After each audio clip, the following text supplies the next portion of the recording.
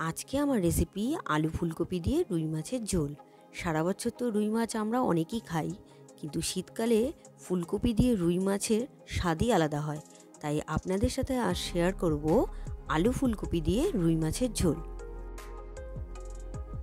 ভিডিওটি সম্পূর্ণ দেখুন ও চ্যানেলটি সাবস্ক্রাইব করে বেল আইকনটি প্রেস করুন, যাতে প্রতিটি ভিডিওর নোটিফিকেশন সবার প্রথমে আপনার কাছে যায়।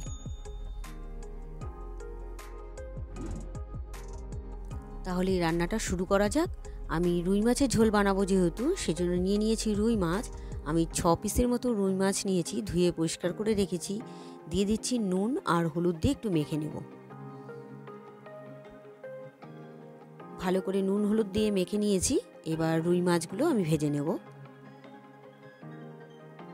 দিয়ে দিচ্ছি কড়াইতে তেল, সর্ষের তেল দিয়ে দিলাম।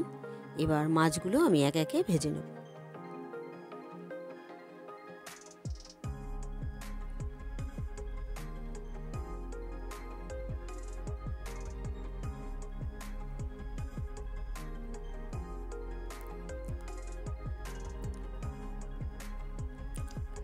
এক পাশটা ভেজে নেওয়া হয়ে গেছে, আমি উল্টে দিচ্ছি।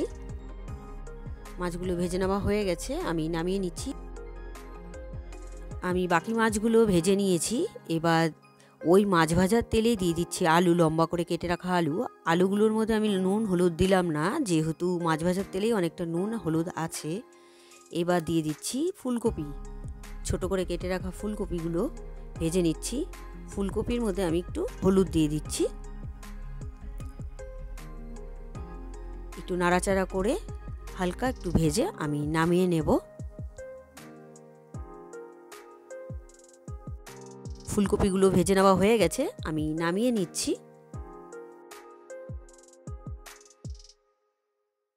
ফুলকপি ভেজে নামিয়ে নিলাম। এবার কড়াইতে দিয়ে দিলাম সর্ষের তেল।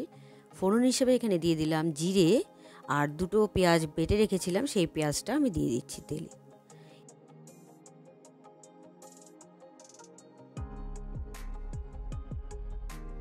পেঁয়াজটা দিয়ে দেওয়ার পর একটু নাড়াচাড়া করে আমি দিয়ে দিচ্ছি জিরে, আদা আর শুকনো লঙ্কা বাটা একসাথে বেটে রেখেছিলাম, সেই পেস্টটা দিয়ে দিচ্ছি। একটু বাটি ধোয়া জল দিয়ে দিলাম। এবার মশলাটাকে কিন্তু কষাতে হবে। মশলাটা কষছে, এখন দিয়ে দেব টমেটো বাটা। আমি টমেটো বেটে রেখেছি, সেই টমেটো বাটাটা দিয়ে দিলাম। মশলাটা কষাতে কষাতেই আমি এর মধ্যে দিয়ে দিচ্ছি নুন, হলুদ আর কাশ্মীরি লঙ্কার গুঁড়ো।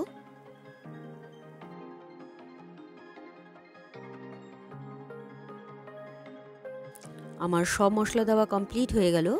এবার কিন্তু খুব ভালো করে মশলাটাকে কষাতে হবে। মশলাটা কষছে,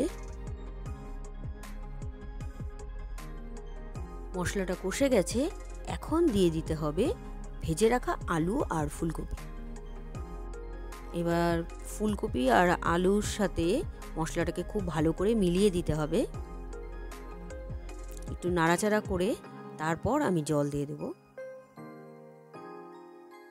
খুব ভালো করে মিলিয়ে দিয়ে তারপরেই জলটা দিতে হবে। এবার দিয়ে দিচ্ছি জল। মিলিয়ে দেওয়া হয়ে গেছে আলু ফুলকপি মশলার সাথে, আমি জল দিয়ে দিচ্ছি। জলের পরিমাণটা আপনারা বুঝে দেবেন, যে যতটা পরিমাণে ঝোল রাখবেন সেই আন্দাজে জলটা দিবেন।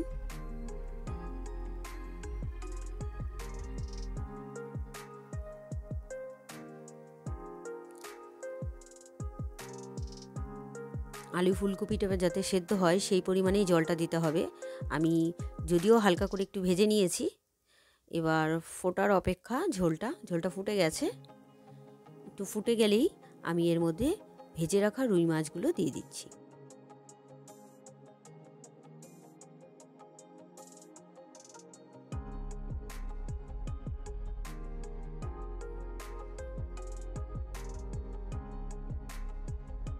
একটু ফোটাতে হবে মাছের ঝোলটাকে মাছগুলো দিয়ে।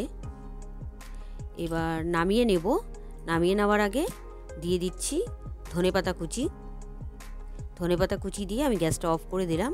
তৈরি হয়ে গেল আলু ফুলকপি দিয়ে রুই মাছের ঝোল।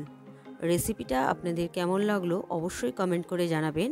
আর রেসিপিটা যদি ভালো লাগে আপনারা বাড়িতে একবার ট্রাই করে দেখবেন, আশা করছি আপনাদের ভালো লাগবে। আর ভিডিওটা ভালো লাগলে like, comment, share and subscribe করতে ভুলবেন না। বাই।